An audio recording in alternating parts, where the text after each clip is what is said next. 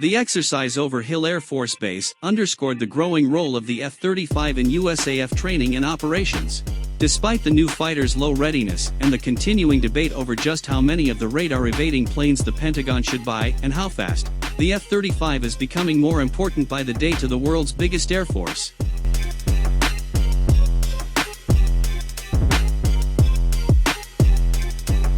For 2 weeks starting in late April 2019, F-16s from the Air Force's New Mexico-based 311th Fighter Squadron and South Korea-based 80th Fighter Squadron along with adversary planes from private firm Draken International deployed to Hill to fly alongside F-35s from the active-duty 388th Fighter Wing and Reserve 419th Fighter Wing.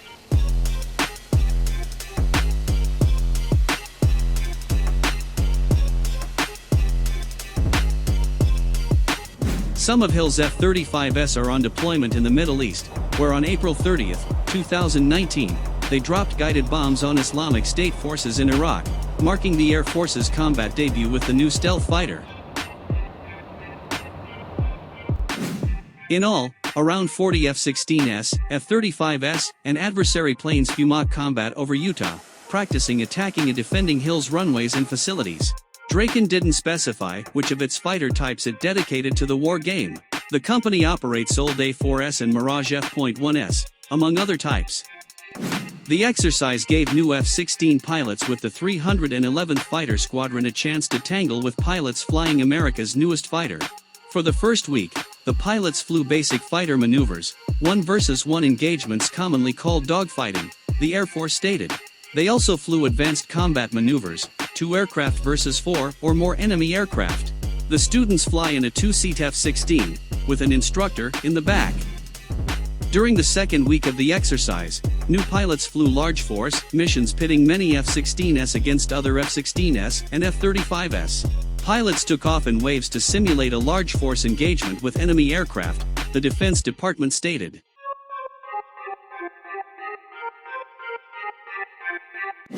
The F-35s, alongside F-16s and Draken's own planes played the part of the enemy force.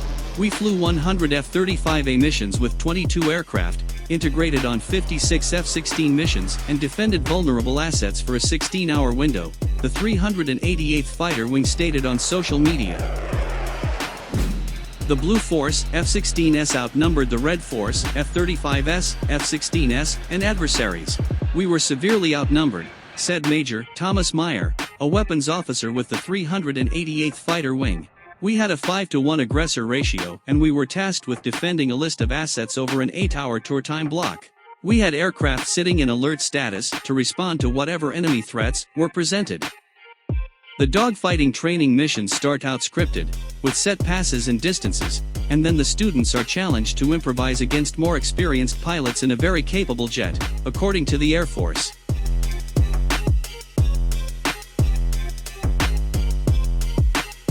These guys are getting really good at flying the F-35 and they can present some aggressive situations that force young pilots into errors, said Major Benjamin Walters, 311th Fighter Squadron instructor pilot. It's not always the guy who should win that does win. At some point, it's pilots and cockpits that win fights. The F-35 can be sluggish compared to the F-16. Its pilots primarily train to fight long-range air battles using beyond visual range missiles. That's the assumption. And we are very good at that, said Major John David Hertzell, a Hill-based weapons officer. But in the fog and friction of war and chaos, fighting within visual range will probably always happen. And that's why we train to it.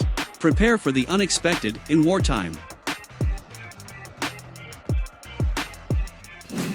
While the fighters clashed, maintainers on the ground were tasked to continually provide ready aircraft, the Pentagon stated. Maintainers worked in cells of crew chiefs, weapons technicians, and avionics technicians, overseen by a senior non-commissioned officer, that kept up to 4 aircraft ready for flight at all times, Air Force Times reported. The maintainers generated 44 sorties each day.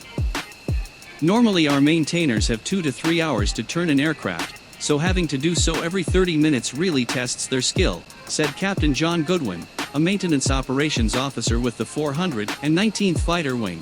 These exercises are an extremely effective and essential way to ensure our overall readiness.